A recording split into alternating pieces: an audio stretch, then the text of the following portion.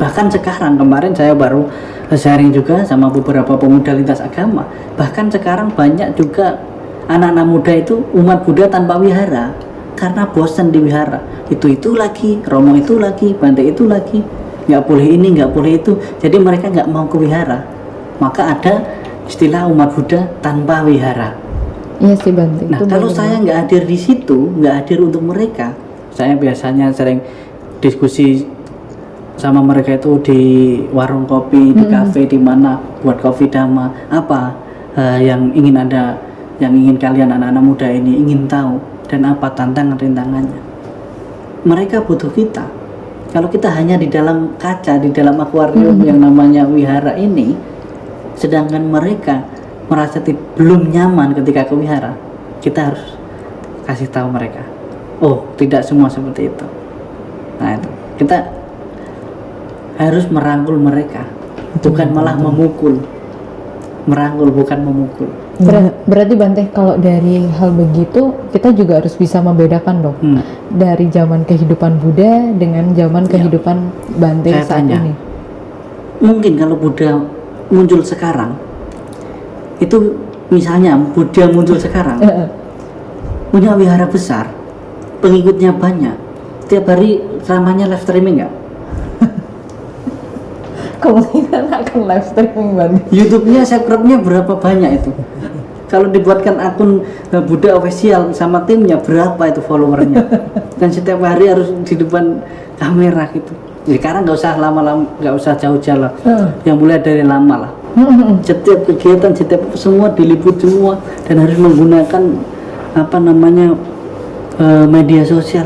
Padahal beliau di negara yang mungkin untuk perkembangan teknologi itu kurang, tapi begitu canggih. Iya, ada YouTube-nya live sih. Berarti dengan demikian menjadi seorang sangga saat ini tuh juga nggak harus anti dengan seperti ini. Itu pilihan masing-masing. Ketika saya bilang boleh, nanti saya membenarkan diri karena ada Bante yang enggak. Jadi jadi monastik itu ada Gandadura, Vipassana Dura. Jadi ada yang memang memilih jadi biku hanya khusus untuk diri sendiri untuk melatih diri. Ada yang untuk belajar dan mengajar. Ada yang hanya misalnya untuk benar-benar belajar saja, nggak mengajar gitu. Jadi monastik itu pun di bagian mana gitu. Sama yang istilahnya Bante yang liar seperti saya ini pun nggak banyak gitu. Jadi ada porsinya tertentu. Jangan tuntut Bante lain bisa seperti saya, nggak bisa. Dan jangan tuntut saya seperti mereka juga. Ada ranahnya tertentu, ada kecenderungannya, saya cocoknya di mana. Ada yang Bante cocoknya sama anak muda, ada yang Bante cocoknya itu di tempat meditasi pelatihan, ada yang cocoknya di pendidikan pengajaran. Harus ada tempat dan kemampuan masing-masing yang dipergunakan. Tapi sih memang ini sih maaf ya Bante, juga para sangga yang lain gitu. Memang ini tantangan kita juga mengadakan podcast ini, nggak semua sangga mau gitu. Nah, karena podcastnya belum semua sangga mau kan. Mungkin kok podcastnya kurang beken mungkin.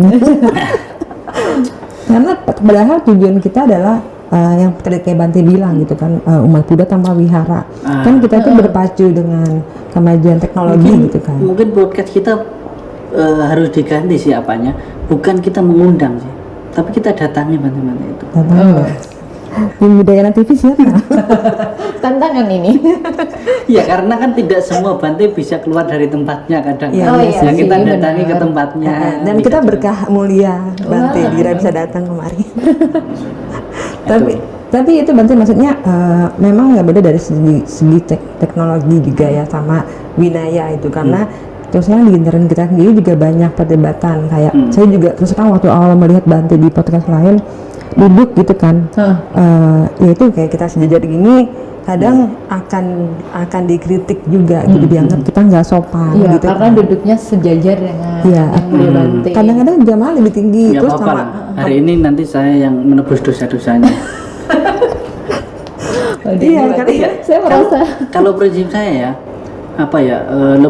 seliar-liarnya saya tahu sampai mana batas saya sebagai seorang biku gitu. Seliar-liarnya saya di masyarakat di dunia umum itu yang biasa dengan lintas agama, dan saya tahu sampai kapan saya harus stop.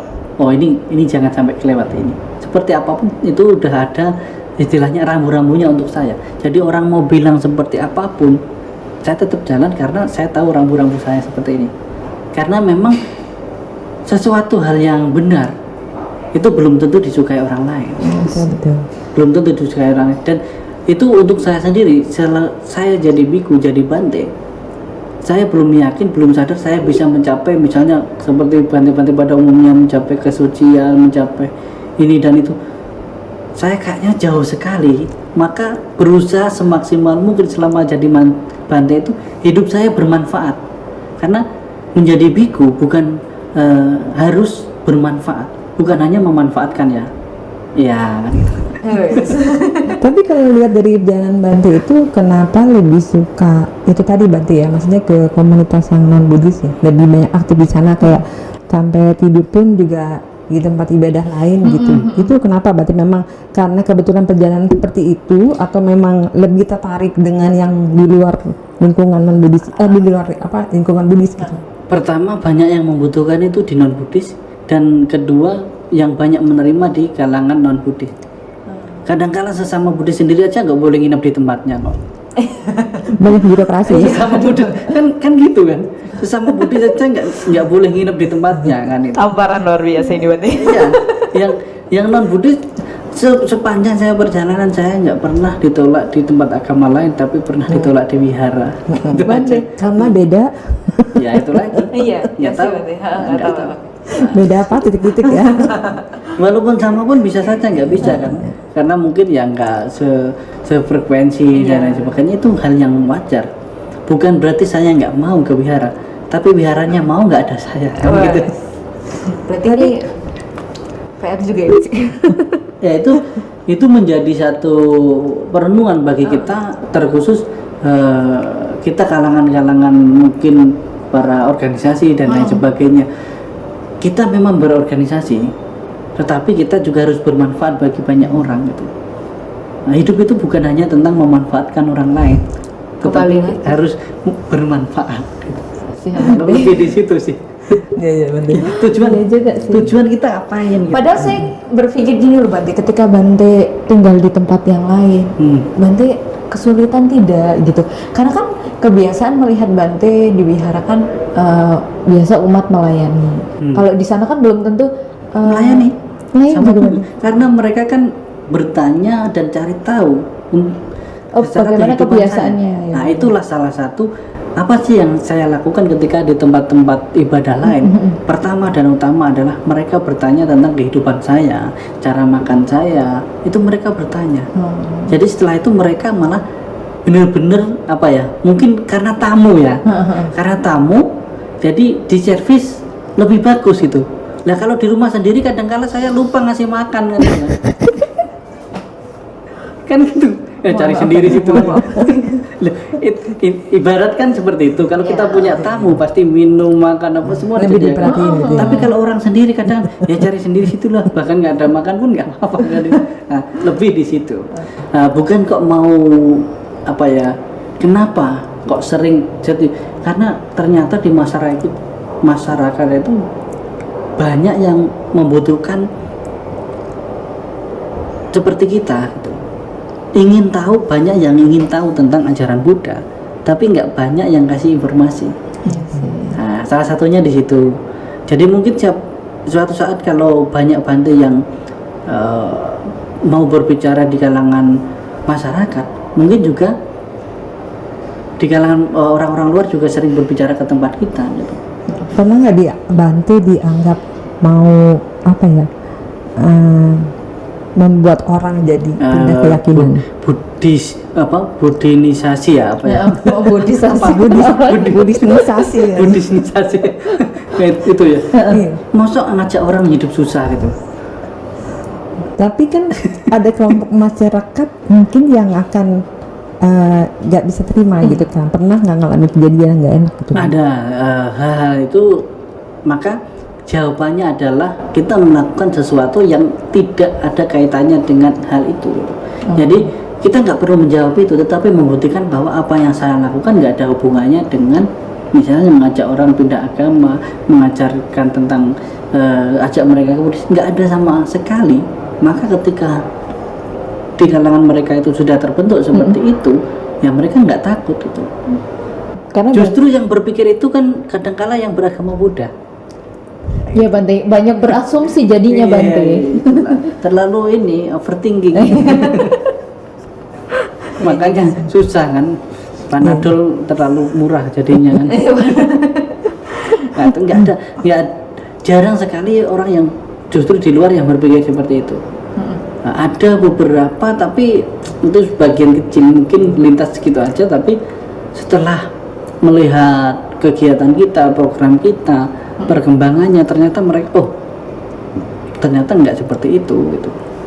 Oke, tapi justru kalau yang pernah saya baca dan yang pernah saya alami gitu kan, maksudnya di komunitas yang memang kita aktif untuk di beberapa daerah tertentu itu yang misalkan kampung Buddhis gitu kan, daerah Buddhis semua.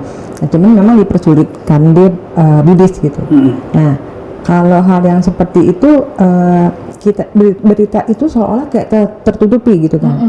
Itu satu hal gitu kan. Kemudian juga kayak yang beberapa waktu lalu yang kasus yang stupa diganti gitu kan wajahnya gitu, lalu wihara yang dibakar gitu. Nah itu berita-berita itu kayaknya di kalangan Buddhis itu adem gitu Bante. Nah sedangkan oke lah kita sebagai Buddhis harus punya cinta kasih gitu kan, dengan segala dari suta segala macam. Tapi kan di sisi lain itu ya itu kan kita juga punya kebebasan beragama. Nah itu kalau dari Bante kira-kira gimana gitu? Oke, itu kan lebih kepada psikologi masyarakat di mana hal itu terjadi. Dan sebenarnya bukan hanya tempat ibadah kita, banyak tempat ibadah lain juga. Dan di tempat lain misalnya kita kan banyak agama di Indonesia kan 6. Misalnya gereja dirusak, wihara dirusak, bahkan ada masjid juga dirusak. Kemudian ya kelenteng juga. Sebenarnya selalu ada hal itu. Cuman yang selalu naik itu yang mana? Kan itu. Kalau yang terlalu membahayakan kan cepat diatasi, cepat berhenti. Nah, misalnya di suatu tempat mungkin masjid yang terjadi, pasti cepat sekali karena itu kan akan memikirkan dampak yang lebih besar. Dan kalau kita di Buddhis kan jarang, dampaknya nggak besar gitu. Bahkan kita sebagai umat Buddha dengan ajaran-ajaran Buddha itu mampu mengatasi diri kita sendiri aja sudah cukup untuk tidak menambah masalah itu lagi. Nah, kembali lagi kalau udah ke kehidupan masyarakat, hak dan kewajiban kita sebagai orang Indonesia dilindungi hukum dan lain sebagainya, masuk bertanya tentang hukum di Indonesia kan itu. Kita harus jalan lah ya.